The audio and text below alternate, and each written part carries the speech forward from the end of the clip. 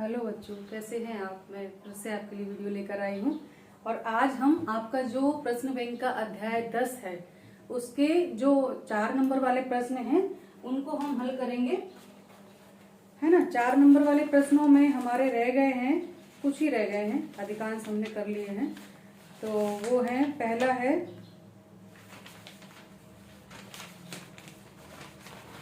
4 number वाले प्रश्न में हमने संयुक्त प्रगतिशील वाला कर लिया, यूपीए वाला। आज हम करेंगे मंडल आयोग भी कर लिया हमने। राष्ट्रीय लोकतांत्रिक गठबंधन यानी एनडीए पर लेख लिखिए या संक्षिप्त लेख लिखिए या उसके बारे में हमें बताना है एनडीए क्या है, ठीक है। और उसका नेक्स्ट है भारत में गठबंधन की राजनीति और 11वां है गठबंधन सरकार के लाभ, है ना, ये हमें बताना है। तो इसमें हमने पता किया था कि 2 नंबर के प्रश्न आने हैं, सॉरी 1 नंबर के 2 प्रश्न आएंगे, 3 नंबर का आएगा और 4 नंबर का आएगा। इसमें 3 और 2 नंबर वाले प्रश्न नहीं आने हैं। तो ये जो हम कर रहे हैं 7, 8 से, ये 4 नंबर वाले प्रश्न है, उसी के अनुसार हमें लिखना है। तो आइए हम स्टार्ट करना है। इसके बारे में हमें पता होना चाहिए क्या क्या है। तो एनडीए, जैसा कि हम जानते हैं कि एनडीए जो है वो वर्तमान में सरकार है एनडीए की, ठीक। तो यहां पर हम लिखेंगे एनडीए के बारे में।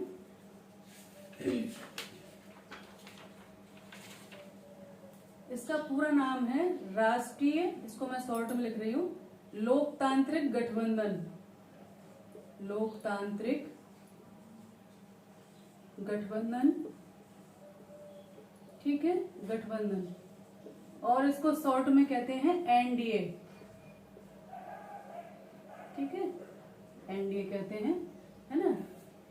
का गठन, इसका गठन कब हुआ, सबसे पहले तो हम यही देखेंगे। इसका गठन 1998 में गैर कांग्रेसी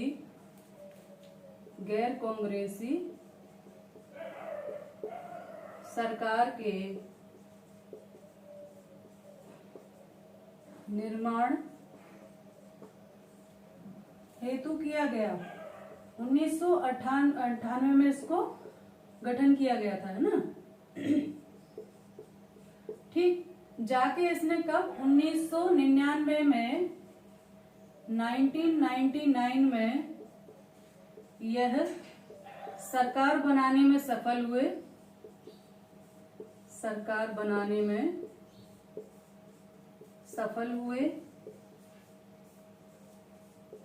ठीक है। और ये सरकार पूरे 5 साल किए, पूरे 5 साल किए इन्होंने, है ना। इससे पहले इनका कुछ दिनों के लिए बनी थी और फिर हट गई थी, ठीक है। 2014 से निरंतर सरकार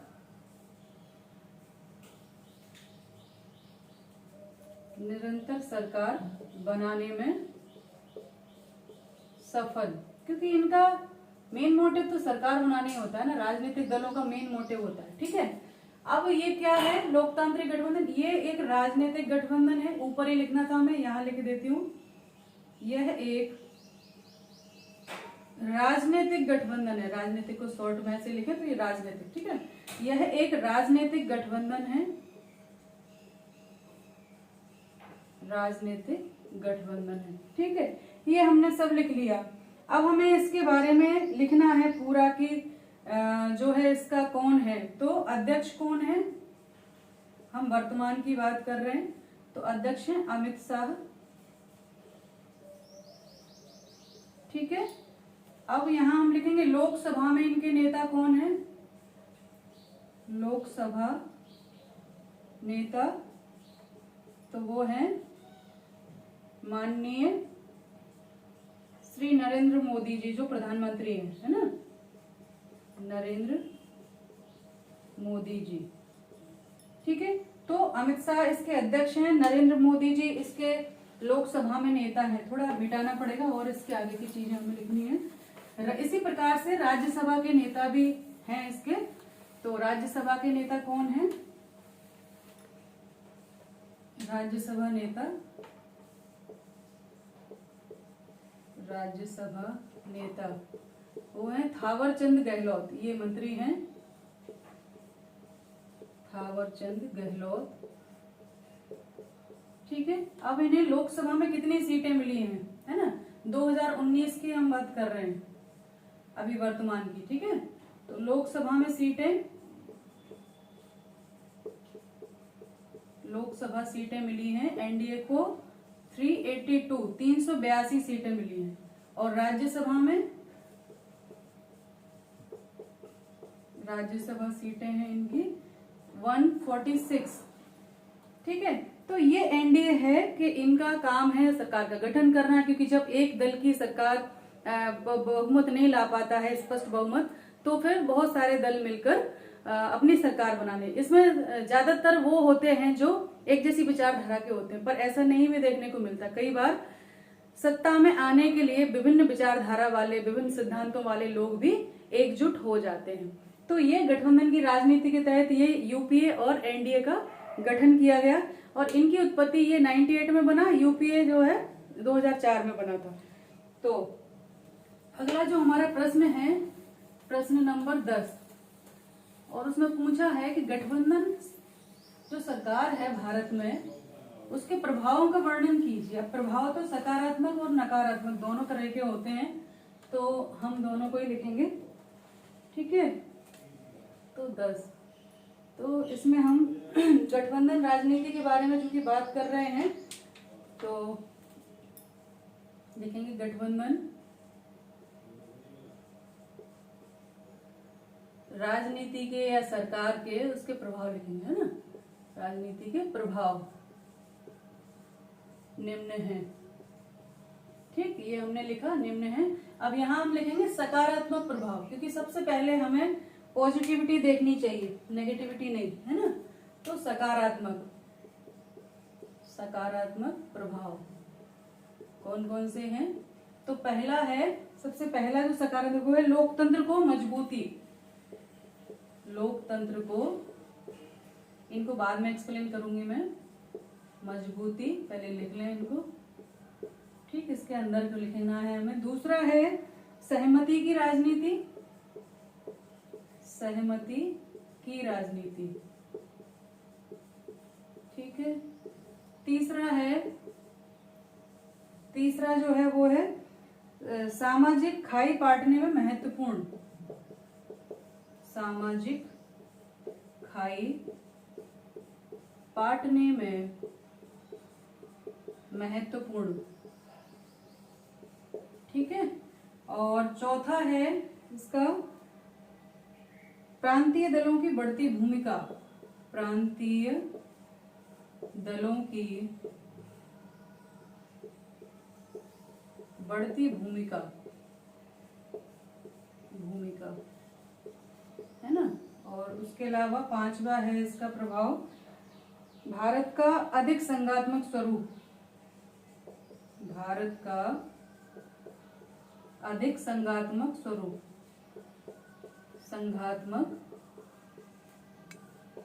अब हम इनको थोड़ा समझ लें। ठीक है, कैसे कैसे। तो सबसे पहले तो ये है कि लोकतंत्र को मजबूती मिलती है। लोकतंत्र क्या है? जनता का प्रतिनिधित्व जितना ज्यादा होगा उतना लोकतंत्र ज्यादा सकारात्मक माना जाएगा, ज्यादा उचित माना जाएगा, है ना। कुछ लोगों का शासन लोकतंत्र नहीं है, अधिकतम जनता का प्रतिनिधित्व लोकतंत्र है। तो चूंकि विभिन्न दलों की विचारधारा वाले लोग जब आते हैं तो उसमें क्या होता है, विभिन्न विचारधाराएं मिलती हैं, विभिन्न सिद्धांत मिलते हैं, अधिक से अधिक लोगों को प्रतिनिधित्व प्राप्त होता है। ठीक है, तो ये लोकतंत्र को मजबूती, सहमति की राजनीति, इसमें सभी दल आपस में सहमति करके जुड़ते हैं और सरकार बनाते हैं। तो सहमति की राजनीति जो है विकसित होती है। सामाजिक खाई पाटने में इसमें बहुत सारे विभिन्न धर्मों के लोग, विभिन्न जातियों के लोग, विभिन्न क्षेत्रों के लोग जो है जुड़ते हैं, विभिन्न संस्कृतियों के लोग जुड़ते हैं। तो ऐसे में सामाजिक खाई को पाटने में ये सहायक होती है, महत्वपूर्ण होती है। प्रांतीय दलों की बढ़ती भूमिका, इस गठबंधन की राजनीति में बहुत सारे प्रांतीय दल जो राष्ट्रीय दल नहीं है लेकिन अपने क्षेत्र में बहुत महत्व रखते हैं, जैसे द्रविड़ मुक्ति कड़गम है, और भी बहुत सारे क्षेत्रीय, अकाली दल है पंजाब में, ऐसे बहुत सारे दल हैं जो क्षेत्रीय अपने क्षेत्र में बहुत प्रभाव रखते हैं, लेकिन राष्ट्रीय राजनीति में वो भी उस तरह से मजबूती नहीं है। तो उनका भी महत्व बढ़ जाता है, क्योंकि वो अपने प्रांत में उनको सीटें जितवाने में सफल होते हैं। ठीक, और अंत में लोकसभा में आकर बैठते हैं। और भारत का अधिक संघात्मक स्वरूप, संघात्मक का क्या है, अधिक से अधिक बटा हुआ, केंद्रीकरण तो नहीं है। केंद्रीकरण अगर कुछ जगह पे हो, कुछ जगह के लोग इकट्ठे हो तो वो केंद्रीकरण होता है, लेकिन इसमें संघात्मक ऐसे कि बहुत सारे प्रांतों के, विभिन्न प्रांतों के लोग, अधिकतम प्रांतों के लोग शामिल हो जाते हैं, तो ऐसे में अधिक संघात्मक स्वरूप उभर कर सामने आता है। अब सभी कुछ अच्छा अच्छा नहीं होता है, डार्क फेस भी होता है, तो उसका अब हम नकारात्मक देखेंगे। जब भी आप लिखने जाएं तो कभी भी नेगेटिविटी पहले ना लिखें। हालांकि हमें चूंकि दोनों चीजों को बताना है, दोनों बताएंगे, पर पहले आप अच्छी बातें बताएं, है ना, उसके बाद हम नकारात्मकता की बात करेंगे। तो नकारात्मक प्रभाव, ठीक है, उसके बारे में हम बात करेंगे। तो पहला है, सबसे पहले हम सब जानते हैं कि इसके कारण क्या होता है, कमजोर सरकारें, ठीक है, सरकार कमजोर होती है, वो उतनी मजबूती के साथ काम नहीं कर पाती जितना बहुमत में होती है तब करती। कमजोर सरकारें स्थायित्व को खतरा स्वाभाविक है। अगर ये अपना कोई भी दल जो है अपना समर्थन ले लेते हैं तो सरकार गिर जाती है और अस्थायित्व पैदा होता है। ठीक, दूसरा है दबाव की राजनीति। स्वाभाविक है, वो अपनी बातें मनवाते हैं। अगर सरकार उनकी बातें, जैसे हमारा मंत्री बनाओ, हमारा ये बिल पास करो, है ना, अगर सरकार नहीं करती है तो वो अपना समर्थन वापस लेने की धमकी देते हैं, और सरकार कोई भी नहीं चाहता कि खतरे में आए, तो उनको दबाव में काम करना पड़ता है। सैद्धांतिक आदर्शों में मतभेद, चूंकि विभिन्न प्रकार के दल जो है मिले होते हैं तो सिद्धांतों में भी मतभेद होता है। सैद्धांतिक आदर्शों में मतभेद, दोनों के अलग अलग होते हैं, इसमें तो विभिन्न दल जुड़े होते हैं एक साथ, तो मतभेद, ठीक है, विभिन्न दलों के अलग अलग आदर्श होते हैं, अलग अलग सिद्धांत होते हैं, तो ये मतभेद भी पैदा होता है। उसके अलावा चौथा है प्रधानमंत्री के विशेषाधिकार का हनन। प्रधानमंत्री के विशेषाधिकार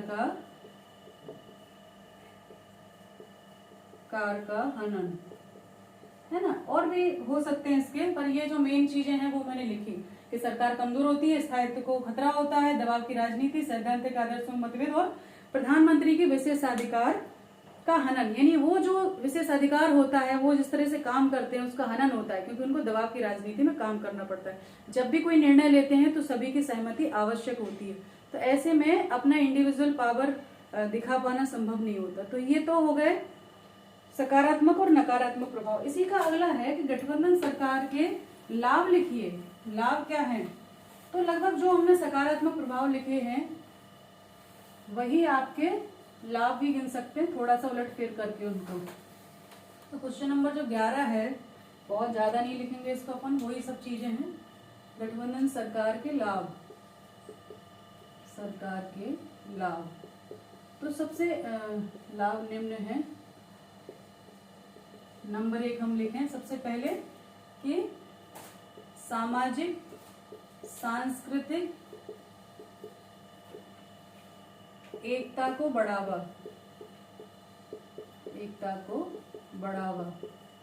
है ना। दूसरा है विविधता में एकता को बढ़ावा,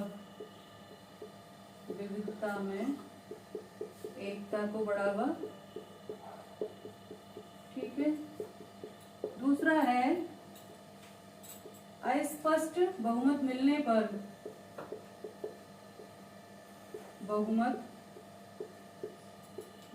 पर पुनः चुनाव का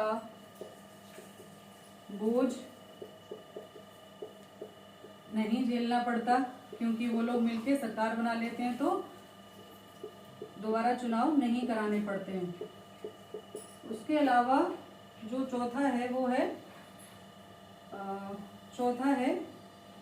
आपका अधिक संघात्मक, अधिक